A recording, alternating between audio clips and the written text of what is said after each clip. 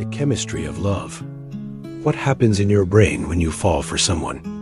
They say love is blind, but the truth? Love is chemical. And when it hits, it rewires everything, especially your brain. Let's begin with a quote from Albert Einstein.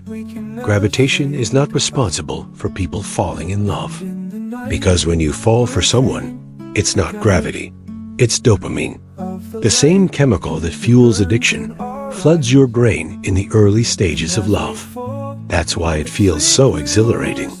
Like you can't eat, can't sleep, and your heart races just thinking about them. Helen Fisher, a biological anthropologist, found that romantic love activates the same brain pathways as cocaine. No wonder your crush feels like a drug.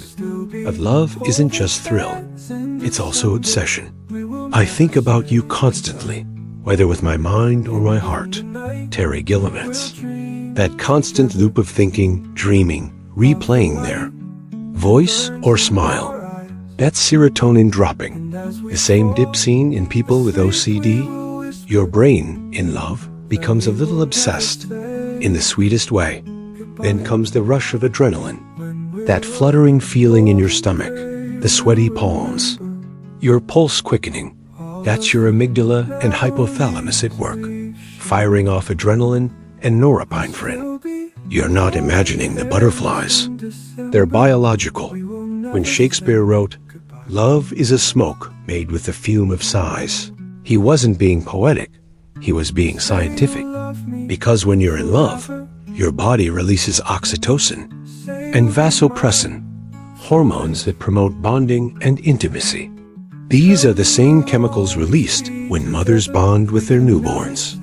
That's how deeply your brain craves connection. And yet, it's not all highs. Love is also vulnerability.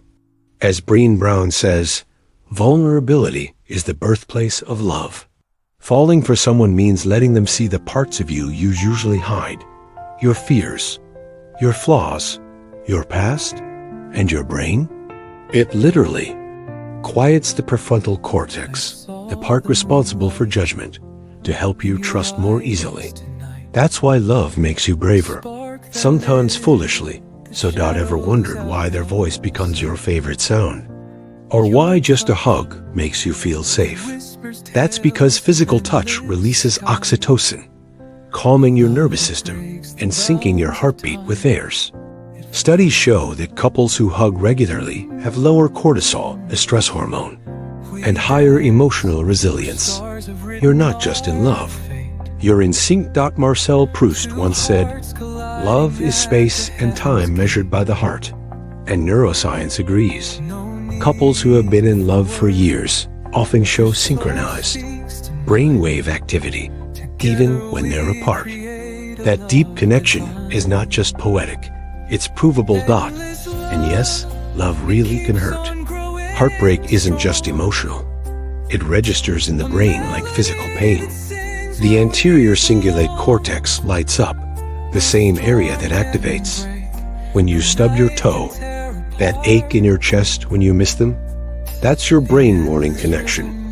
But here's the miracle. Your brain can heal.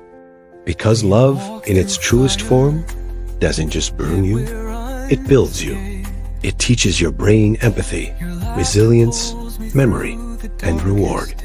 It sculpts your identity, creating a neural imprint of joy, even after the person is gone.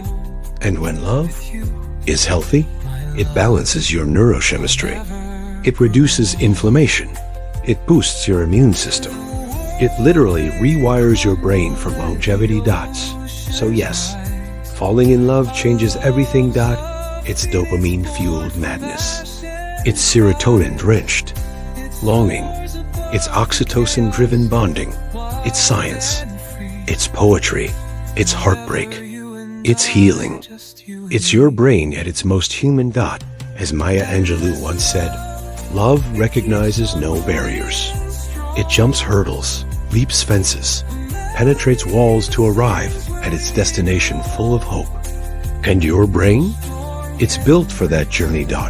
So the next time you feel that spark, that rush, that impossible to explain pull toward someone. Remember, it's not just love. It's chemistry. It's your brain doing what it was always meant to do.